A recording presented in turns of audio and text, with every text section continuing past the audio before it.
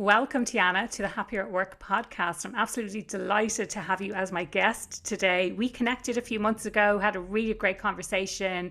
We recorded an episode of your podcast as well. So I'm really delighted to have you on my show today. Do you want to introduce yourself to listeners, give them a little bit of a flavour of your background and what we're going to talk about today? Yeah, sure. Thanks for having me. It's so great to be on your podcast now.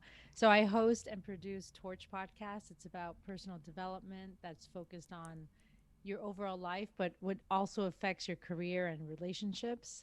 And I'm really excited to talk about just self leadership and how you can be happier at work by little changes and knowing that you have control and more power than you think you do. Yeah, and this is it. And I know from previous conversations that we've had, it's really through those experiences that you've had at work. And I suppose a similar journey to myself in that it's experiences that I had at work that really prompted me on the journey that I'm on now about creating happier work environments because I think it's really, really important. So I suppose thinking about like self-leadership, like where do we start when it comes to managing ourselves? That's a big question. It is a big question. I think it really you need a second to stop and think about what you want. Yeah. Now, that's another big question. I think that's hard for many of us to answer. I don't expect to know where I'm going to be in a year or 10 years, but it's more the idea of where do I see holes in my life that I want to improve on, that I want to stop complaining about, and and then making little adjustments. So for me personally, I knew I wanted to host a podcast, and uh, I'm still in marketing. I do have a full-time job. I'm director of marketing at a fashion brand here in Los Angeles. And before that, I had a really big brand with a nationwide US company. But I knew I wanted to do a podcast. So I'm like, well, before I start, maybe just to get myself comfortable and to learn how to present better at work, maybe I just do a Toastmasters event once in a while. And so I started baby steps, but it was first the idea of noticing and being honest with myself of what is it that I want to do maybe one day. It wasn't putting myself giving myself all this pressure like, oh, I have to buy all the podcast gear, I have to do all this. I should know what the title is already. Like that's too big. Yeah, That yeah, yeah. there was more the idea of like, oh, that would be fun. What would make me feel comfortable and confident to do it? And then I just did the first little thing, which was I went to a Toastmasters group, and it was more for me to learn how to speak off the cuff and then also how to tell better stories, because sometimes in my mind I think everybody knows what I'm thinking, and so this it helped me kind of tell better stories verbally than assuming everybody knew what the context was. So I think it's just baby steps of just understanding what you're interested in and Hmm. then taking it really really small, because we can all overwhelm ourselves so easily and then we don't do anything. Yeah, I love that.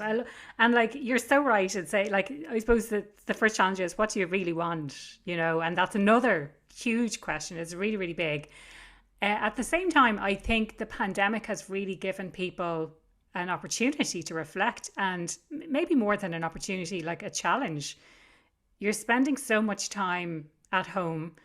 You're really thinking about what's important to you and your life. And I don't know if you've heard the stories. I'm seeing a lot of it in my news feeds these days.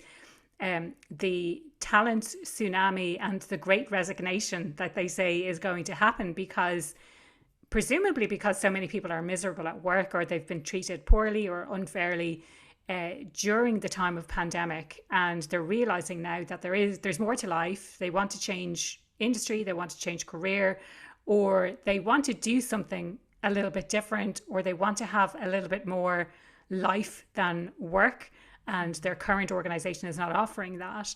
um, and I suppose that's given people the opportunity to think about what it is that they really want. Any thoughts around that? Yeah, I mean, that's important. I think, I mean, well, so I'm in America and we're such a consumerist country. And I think that is our downfall, where we think we need more shiny things to feel good or to look good for other people that we don't even Yeah, know. And yeah, I think that that catches us in a spin of focusing on the career mean, for me, I'm in a place right now where I really want to save more in my future retirement. Yeah. So I sold a bunch of jewelry. Well, I had, 10 watches. I'm like, do I need 10 watches? So I sold a lot of things that that don't actually add as much value, where my current, uh, my value system has changed. So it's more, what can I do in the future so I'm not so reliant on certain jobs or certain income coming in, because I feel confident that I have somewhat of a cushion. Um, yeah, I think it's interesting. The pandemic changed every aspect of the economy and culture. I think that we'll see unfold in terms of, birth rates and just Mm, psychologically of how children experience this. I mean, absolutely. as adults, we don't know how it will affect them. Yeah. We take it for granted that kids are malleable, but I mean, things are were heavy. So Yeah. That um, they haven't had the opportunity to socialize necessarily with other kids or, yeah, or just freak yeah. out about germs. Like, we, as a kid, we Yeah. never really, it wasn't as persistent, right? Like, Yeah. sometimes your mom's like, wash your hands, but this year was like, you're going to die if you don't wash your hands. Yeah. Yeah. Yeah. Yeah. And the Bit of a anxiety of different that. message. Yeah, for a 5-year-old, I mean, I don't know how, I mean, it's going to be interesting how things unfold in the future. But, I think the great resignation is we all have social media is becoming another consumer based feature that we have in our lives, or access point that we always kind of had the last 10 years, but now it's been blowing up even more, and it's easier and easier to become an influencer, or to make your own products, Mm. t-shirt companies. And there's a girl I just saw on Instagram. She's amazing. She's probably 23 or 24. She has a t-shirt company that she started at home, and all she did was buy a photo booth, like a probably $100 photo booth from Amazon, Mm. and she hangs the clothing on it, and to take photos with like a plant in the background, and then she shares the process on TikTok, and she became viral on TikTok.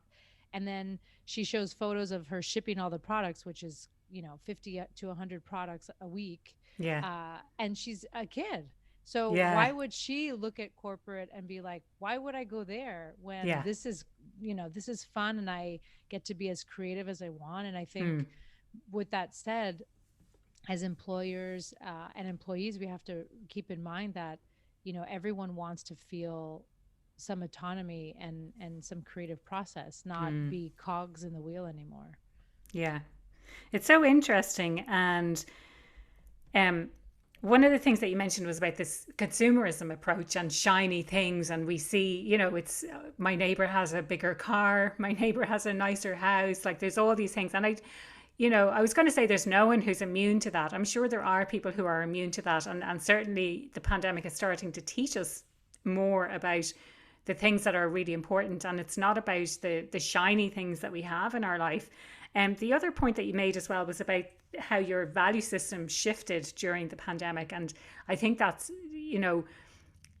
it's more that it's coming to light. Interestingly, the podcast that's going to be out tomorrow, but as we're recording this, it's out tomorrow. But as this is released, it'll be like a week prior, so it's kind of it's a bit mad to be talking about it.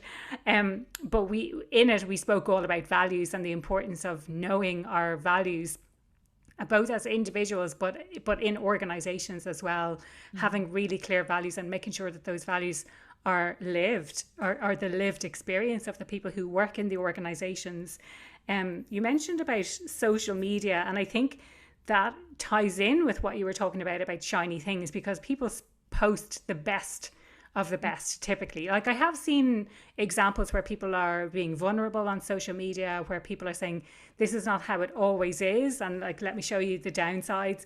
But when you're looking at someone else, it's always from a position of where you are, and no matter how bad they say things are, it's still someone else, so you don't necessarily feel it. So I think Right. when you see other people, they might have bought something and they're posting about it, and you're like, oh wow, I'd love to get one of those. I think it reinforces the idea of consumerism as well.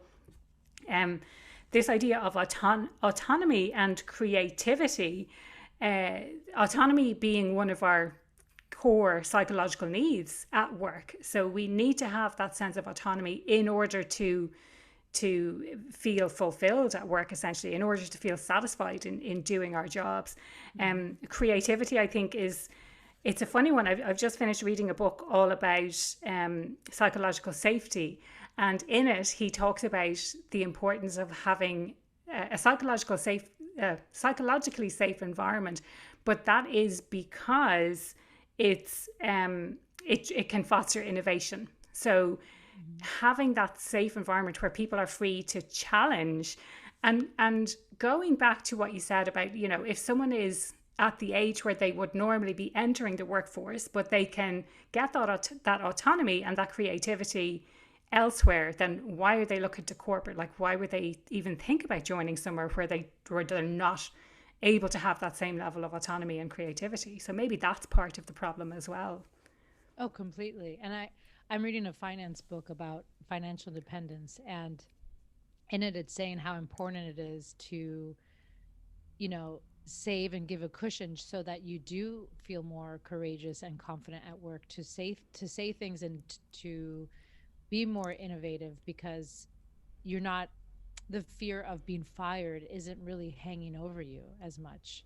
And it's all subtle things. Like, if whoever's listening to this, I'm sure at some point you want to tell your boss, hi, that doesn't work. And sometimes you push back, but sometimes you're probably a little bit scared. Yeah. And sometimes your gut's right, where maybe you should have said something, but there's this fear of someone not liking us, or thinking that we're difficult, or thinking we're opinionated, so we don't say things. And then, so those are the things that probably could make a difference, and also add value to you in the workplace. Yeah. Feeling like you are empowered, and you could say things, and the worst thing your boss could do is say no, not fire you.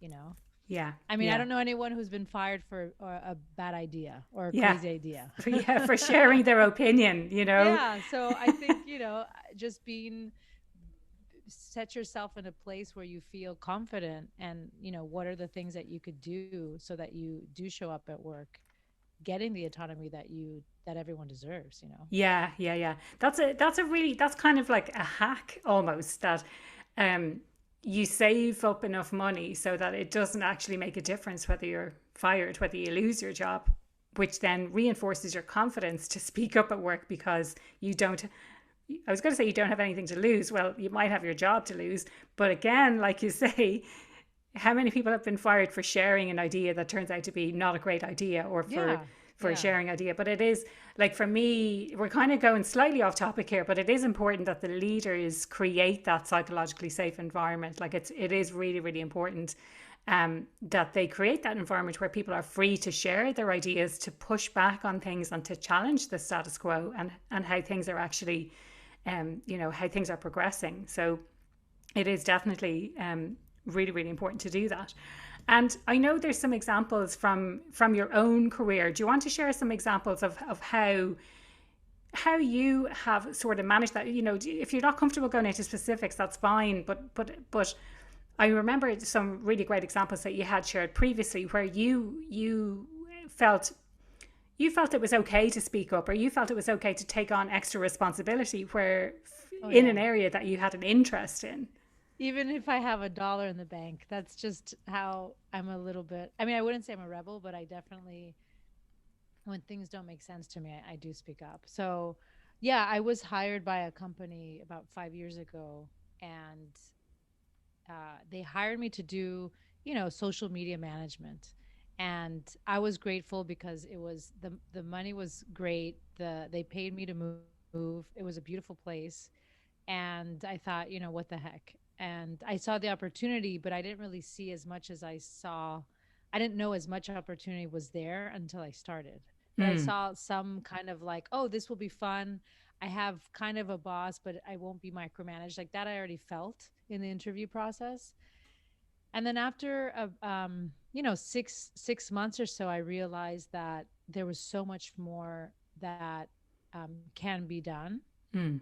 and that it was really up to me to do it. Nobody knew, nobody, first of all, had the bandwidth, which was why they hired me. And Yeah. also nobody was living in the space as much as I was. So they didn't really even see what was capable or what would be appropriate or how to translate certain things on social media that would be engaging, but also on brand.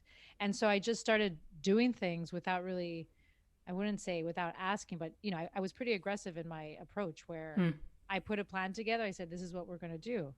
And I slowly got approval to get my own photographer, to get an assistant, to get 2 interns instead of zero, because normally this role never had an intern before. So Mm. before you knew it, I had a team. Yeah. And I remember the creative director, who I did not report to, but he was in a different department. He was like, "Wait, where did this girl come from? She was hired to do as one person, and then now she has." I heard through the grapevine that he was complaining about how, like, my team's getting as big as his, which he had like 15 people on his team. But but knowing that if I let his insecurity affect me, I wouldn't have done the things I wanted to do. And it really wasn't about, oh, I need to do this. It was like, well, the brand needs this. So I Yeah. saw the opportunity in the Mm. brand, and I noticed that nobody was putting as much attention. And so I started doing things differently. I started, going on Facebook Live. I started partnering with people that would make an impact with us. I started doing lifestyle photo shoots and, just content that didn't exist before. Mm. And before I knew it, I had a meeting with the one of the founders of, like, the company that owned us. Mm. And long story short, I ended up being, my role changed to be the like main head of social for all the enterprise, which was like over 14, 15 brands. um so when I started the job, I saw some opportunity, but I never thought that would happen. Yeah. So you Yeah. just start slowly and just doing things that, you know I guess the long story short of it is, like, you see something, and just because it's not like, oh, they don't pay me enough or they don't this, it's like, well, then you're living limited. You're not even Yeah. excited about the job, Yeah. because things are very malleable. You could be getting paid nothing now, but if you're excited and you see the opportunity, what's to say in 6 or 12 months you won't be getting paid more? Yeah, yeah, yeah. This is it. And I was going to say, what is it that stops people from taking those types of opportunities? And you hit the nail on the head there. Like, I'm not getting paid enough to do this. This is not part of my job description. I'm afraid to try something new because maybe the safety doesn't exist within the organization. But you have demonstrated such a wonderful opportunity that you essentially created for yourself because you saw these opportunities to do things a little bit differently. You didn't, like you say, necessarily go out and ask for permission. It might have been perceived as a bit rebellious. It sounds like your coworker felt a little bit territorial or maybe challenged from what it was that you were doing. There might have been a power struggle going on there, or some sort of a funny dynamic anyway, where he was like, "Wait a minute, this lady came out of nowhere. What's she doing here?" And now she has a team that's nearly as big as mine, when actually it was only like a third of the size of his Yeah, if that, team. exactly. Yeah, Yeah. he had his own issues. He's no Yeah, longer exactly. Yeah, there. yeah, yeah, yeah, yeah. Well, Yeah, that's it. yeah. And I do recall from our previous conversation as well that you take that approach that that was nothing personal about you. That is totally on him. Whereas oftentimes at work, we do have this perception that if someone has a problem with us, that the problem is us, as opposed to the problem Right, is the other person. So right. I think it's really, really great that you're able to do that. You're like, if he has a problem, that's his problem. Yeah, and intimidation is real, and men feel intimidated by women, women feel intimidated by other women, and it's just how it is, and vice versa of every gender, right? So Yeah. if you go in thinking somebody doesn't like you, you're probably just triggering something in them that they don't feel like they're catching up as quickly as you are. And that's Yeah. natural, Yeah. like, that's not something to hold yourself back for.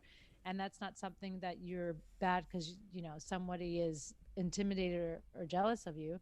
Because at the end of the day, it's still your life. So do you want to, not do things because somebody might not like you, or Yeah. do you want to, do, like, create a career for yourself or have some passion during the work hours? I Yeah. want to. Yeah.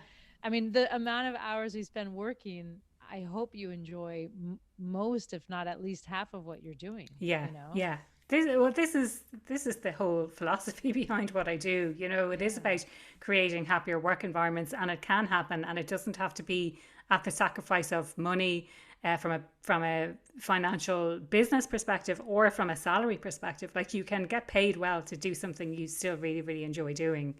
Yeah.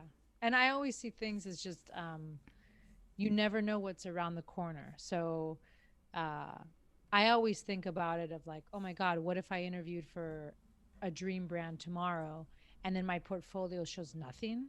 Mm, Like here I had an opportunity to do really cool stuff, but yeah, because I was insecure or I didn't think I could do it or I was afraid to ask, then I'm not even ready for the next step.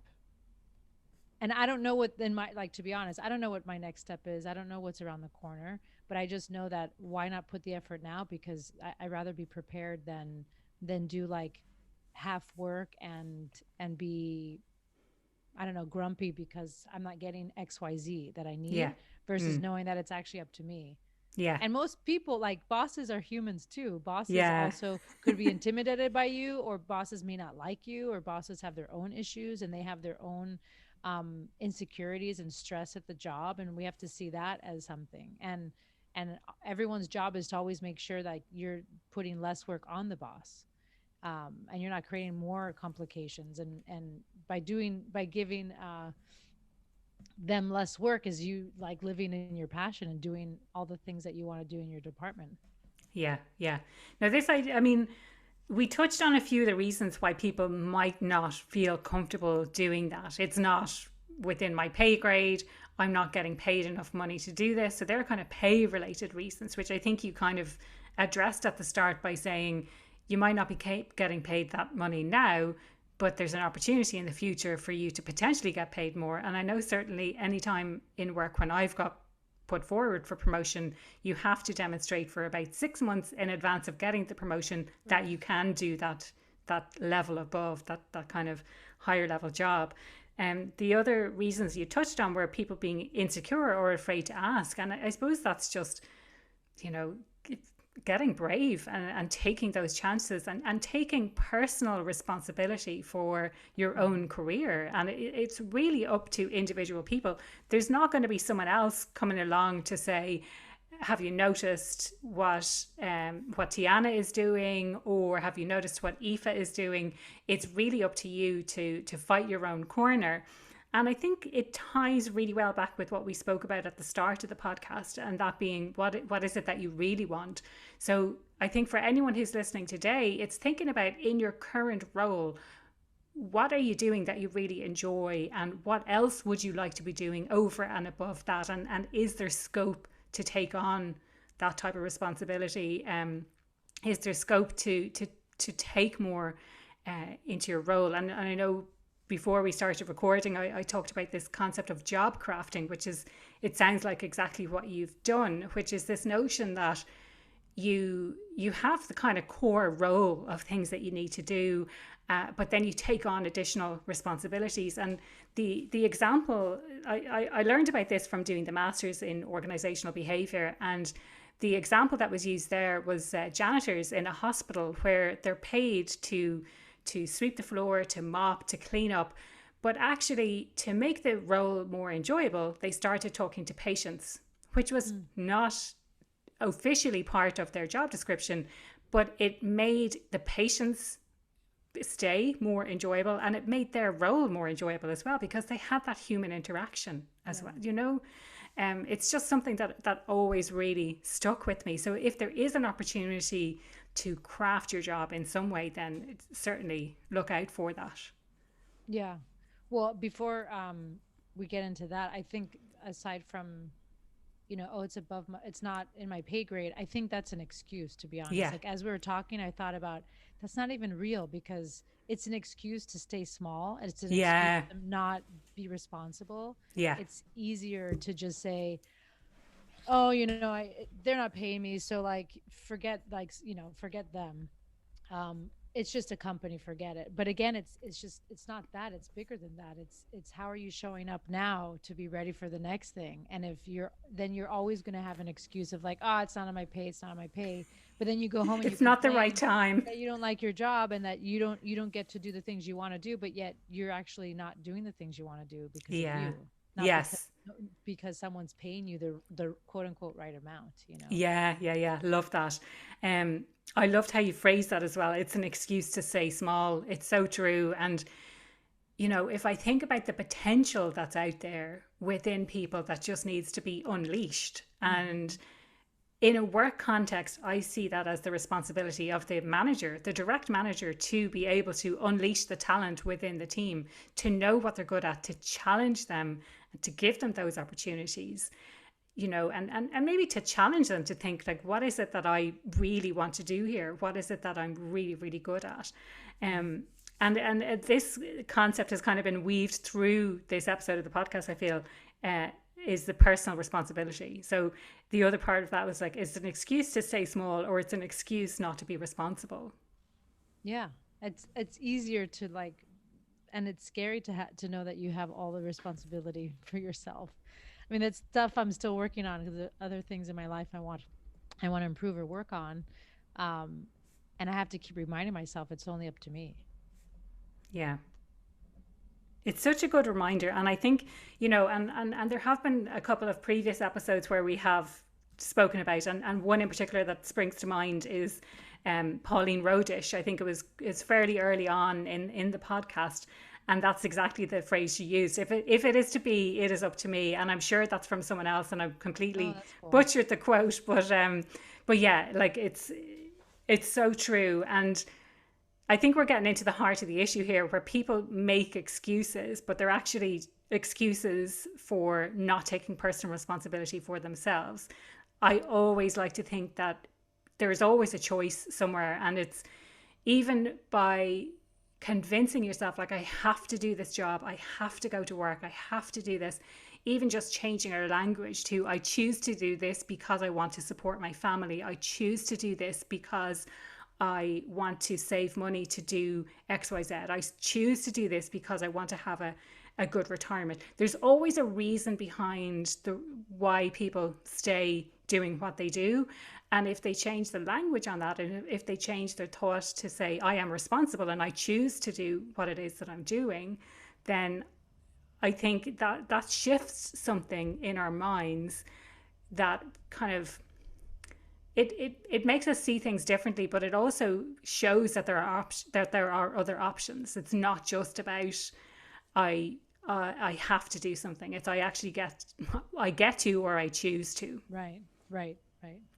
Yeah, because I always think about it, I'm like, well, if I am miserable, I mean, I could also just be a librarian, or I could, have a simpler life, a simpler job. But I know after a month, I would probably go crazy. I need certain things in my life to stimulate me to feel excited about life and excited about work. So, Yeah, this is it. And I think going back again to what you said at the start, it's about knowing yourself, about having that level of self awareness and what is it that I really want? What is it that I'm good at? And if I take this job, is it going to make me miserable? It might be more money, but actually, will it make me miserable in the longer term because it's not tapping into what it is that I really, really want to do? yeah. Yeah. Any more thoughts to share around this idea of personal responsibility or job crafting? I think it's again, if a lot of the fear is coming from more will my boss fire me, because I'm thinking what's the worst thing people can think of at work. Yeah, You yeah, have to deal with the biggest fear. If the biggest fear is yeah. really that you could be fired, you have to ask yourself, is that really possible? Like, are you doing the things that you are responsible for and then some? Why would they fire you? Are you clearly passionate and trying to do better for the company by asking difficult questions or different questions? Why would they fire you? So Yeah. I remember the team that I managed at my last job. um, I would always be like, no one's going to fire you for trying. Yeah. And you have to keep telling yourself that, because I think it's kind of like in a love relationship. Like the worst thing they could do is what? Break up with you? That's not the worst thing that could happen in your life. Yeah. And so the same thing with work. What's the worst thing? That they fire you? Then how do you come to terms with that by realizing that's a ridiculous fear? I mean, it could happen, Yeah. but it's also what are the things that you can do to keep proving to yourself that that fear is pretty unrealistic, you Yeah. know? Yeah. I think that's really important. And also, if I want to read a quote, so Neill Strauss is somebody I follow on Instagram. I think Hmm. he's an author. Uh, I think he's written a few things. The name rings a bell to me, all right. Yeah. The Truth, The Dirt, The Game, Emergency. He's written a few books, but I follow him on Instagram, and his quotes that he shares are always life changing to me. And one Yeah. I found that I thought was kind of cool for this. He says, "In life, people tend to wait for good things to come to them, and by waiting, they miss out. Usually, what you wish for doesn't fall in your lap. It falls somewhere nearby, and you have to recognize it, stand up, and put in the time and work to get it. This isn't because the universe is cruel, it's because it's smart. It has its own cat string theory and knows we don't appreciate things that fall into our laps." So when I read quotes like that, I always think everyone is going through this. This is not Yeah. just me. And Yeah. if you look around you at success is different to everybody.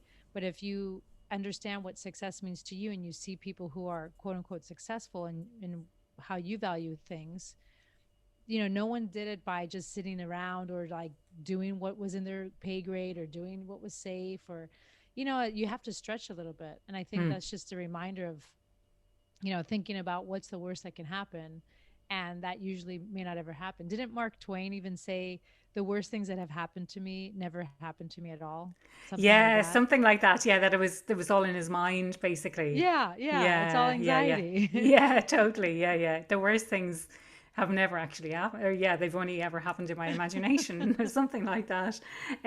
But it's yeah. I mean, that quote is just it's amazing. I love it, and it's so true as well. Like when something just sort of falls into your lap, you don't really you take it for granted. I think you Yeah, haven't yeah. you don't feel like you've worked for it. Therefore, like, do I actually deserve this? Or there's all that kind of stuff that goes with it. Um, I love this thing about like no one is going to fire you for trying, and I think even if they do, and the book that I read on psychological safety, the one that I've just finished reading, in it they talk about those types of environments where it's not safe and people do speak up and they do challenge the status quo and they're quickly shot down, Mm, and you learn, I think, not to do that again. If that has happened in the past, you do learn not to do it again because it's scary and it's embarrassing and it could damage your career, all of these kinds of things. But what I would say to that is if that has happened or if that does happen, then it's clearly not the right environment for you, because if you're free to speak up about something that's happening, or if you feel like you should speak up about something and you're not listened to, then why would you stay in that environment anyway? So if even if you are fired in that situation, then maybe that is for the best. yeah. It sounds very threatening environment where Yeah, the bosses or whoever's in control feel very threatened by anybody's opinions. definitely. Yeah. Yeah, absolutely. So Tiana, the question I ask everyone who comes on the Happier at Work podcast: what makes you happier at work? Autonomy and production. So creating things Yeah, and having some free will. brilliant. Love it. Yeah. And if people want to connect with you, if they want to reach out, you mentioned Instagram, you mentioned your podcast earlier. Do you want to remind people about where they can find that? Yeah, so you could go to torchpodcast.com. And then on Instagram, I'm most active in my personal account. It's Tiana Pix. That's TIANAPIX. And yeah, we could find me there. I talk about life in LA, I talk about a lot of different things. Um, and Torch Podcast is great because it's a lot of amazing, mainly women are my guests, and it's been incredible. I've had about over 54 episodes, Wow. and each one has been, I don't know, very incredible and Yeah. just amazing to connect with women like you. So it's been great. Yeah. Brilliant. Thank you so much. And thank you for your time today. I really, really enjoyed the conversation. And I really hope that at least one person who's listening to this today takes something from it and takes some action as a result of listening into the podcast today. Me too. Thank you for having me.